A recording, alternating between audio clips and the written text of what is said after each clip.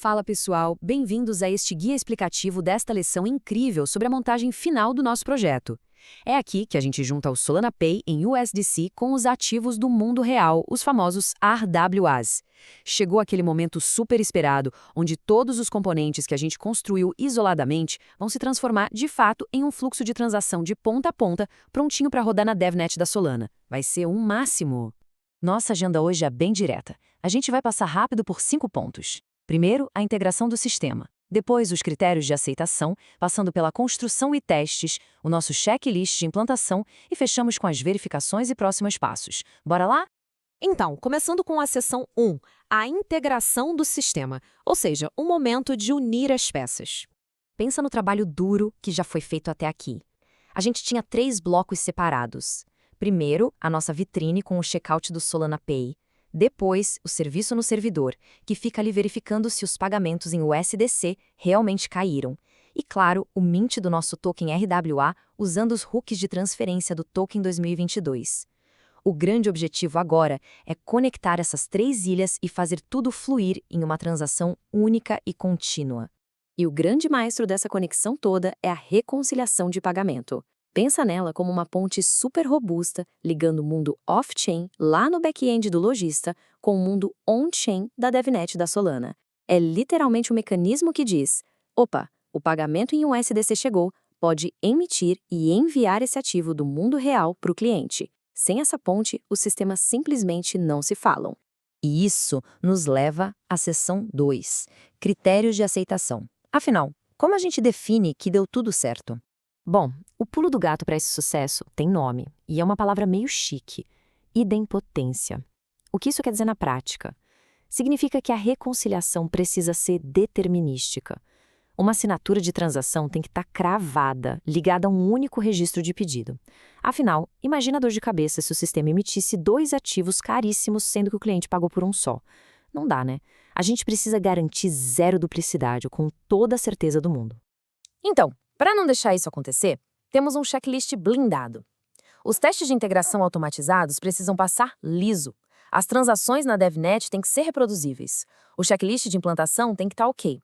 A reconciliação precisa ser salva num banco de dados que não vai apagar do nada, tipo um Postgres da vida. E o monitoramento tem que estar sempre alerta.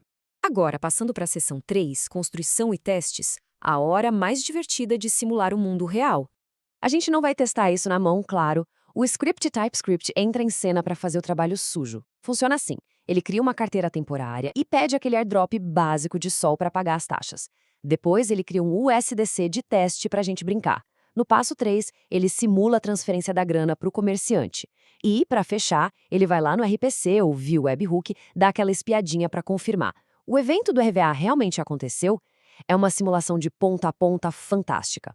E olha só esse cenário de teste. Isso aqui é vital. Se o pagamento for completinho, show, pedido pago e ativo cunhado. Mas e se rolar uma incompatibilidade de valor? Imagina que alguém tente transferir só metade do USDC. Nesse caso, o pedido continua como não pago e absolutamente nenhuma ação acontece com o RWA. Sabe como é? Ninguém em sã consciência vai transferir a escritura de uma casa de luxo se o comprador pagou sua taxa do cartório, certo? O sistema barra mesmo. Com tudo testado, a gente avança para a seção 4, o nosso checklist de implantação, onde a gente prepara o terreno para a DevNet. Fazer deploy é quase como o lançamento de um foguete, exige disciplina. Primeiro, a gente faz o build e o deploy do contrato inteligente em Anchor lá na DevNet. Depois, olho vivo no Program ID para ter certeza que a gente está falando com um contrato certo. Terceiro passo, checar a chave da autoridade de upgrade, porque imagina perder o controle do seu próprio programa, um pesadelo. E por fim, configurar o back-end com todas as variáveis de ambiente certinhas. E, gente, prestando muita atenção num detalhe absolutamente inegociável da segurança. Chaves e senhas não vão para o Git em hipótese nenhuma. É sério. Os endpoints de RPC têm que estar fixados e os logs muito bem estruturados para a gente conseguir rastrear o ID do pedido e as assinaturas depois. Isso faz a sua demonstração ser não só funcional, mas profissional e auditável. Quase acabando, vamos para a seção 5, verificações e próximos passos, para a gente validar esse marco gigante. Para dar aquele selo de concluído, a gente confere a ordem das coisas. Testes rodando bonitinho sem erros? Ok. O script gerando assinaturas de transação válidas que a gente pode ir lá e conferir com os próprios olhos no Solana Explorer? Fantástico. O banco de dados do back-end está salvando a relação certinha entre o SDC e o RWA? Maravilha! Aí é só empacotar tudo com um README bem feito. Para fechar com chave de ouro, guardem esse conselho que vem direto do material original da lição. Mantenha o estado on-chain e off-chain mínimo e auditável. Menos é mais, pessoal. A gente só precisa salvar o estritamente necessário para vincular as coisas. Quanto mais limpo for o estado da sua aplicação, menos dor de cabeça você vai ter no futuro. Então é isso, a ponte está firme, forte e testada de ponta a ponta na DevNet. Mas eu queria deixar uma provocação para a gente terminar. Com a integração completa hoje, como vocês acham que esse sistema se sairia enfrentando o mundo real, selvagem e imprevisível da mainnet amanhã? Pensem sobre isso.